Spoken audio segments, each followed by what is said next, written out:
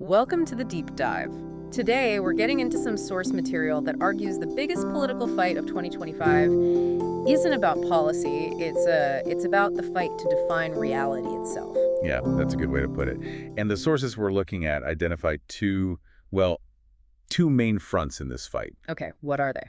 First, you have this alleged coordination between the government and major tech platforms. Some are calling it a new Ministry of Truth. And the second? The second is maybe even more direct. It's the systematic erasure of historical and scientific data from public websites.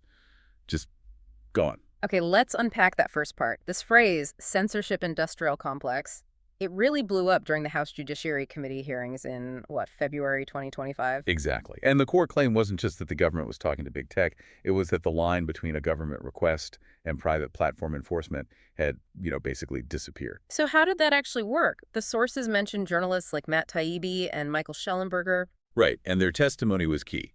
They described a system where federal agencies weren't overtly ordering censorship. It was more subtle. More like providing blacklists. Or flagging accounts. Precisely. They would send these enforcement requests, and the private platforms would then carry them out.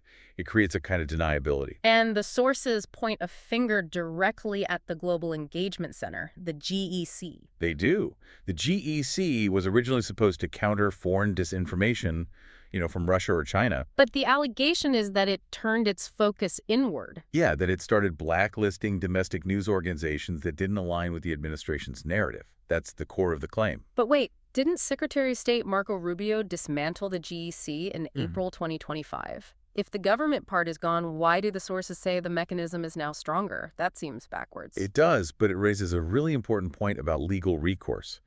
I mean, think about it. If a government agency censors you, you have a pretty clear First Amendment case to make. Sure, you can sue them directly. Exactly. Yeah. But if the control shifts entirely to a private company, one that's just enforcing its own terms of service, Yeah.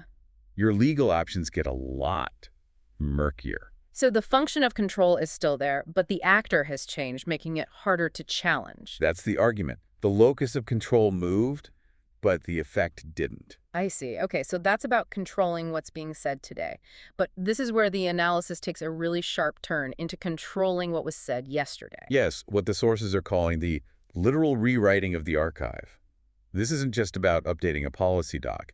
It's about removing the record itself. And we're talking about federal websites, right? A kind of systemic scrubbing happening in 2025. A big example the sources use is the Centers for Disease Control and Prevention, CDC. What happened there? Well, imagine decades of scientific studies on things like, say, regional health inequities or data models on environmental impacts. The foundational data. The foundational data. And it's not being archived or moved. It's just disappearing from public access. The links just go dead. So you're not just losing one interpretation of the facts. You're losing the raw data that lets you establish a scientific baseline in the first place. Exactly. It's like trying to navigate a ship, but someone has erased all the historical star charts.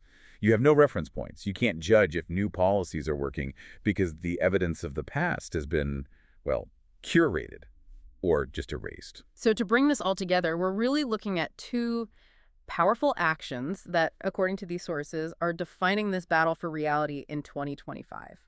On one side, you have this coordination to manage the present conversation, and on the other, you have the active erasure of the past's data. And for you, the listener, this really creates a crisis of objectivity. How can you critically analyze anything if the record itself can be altered or removed? It becomes almost impossible without some kind of robust, independently preserved archive. Which leaves us with a final thought for you to consider. If the official factual archive can be systematically removed by political actors, what specific mechanisms totally outside of government should we be trying to build? Things like maybe encrypted public ledgers or mandatory data escrow with independent universities to ensure the permanent, unbiased preservation of our scientific and historical records for everyone.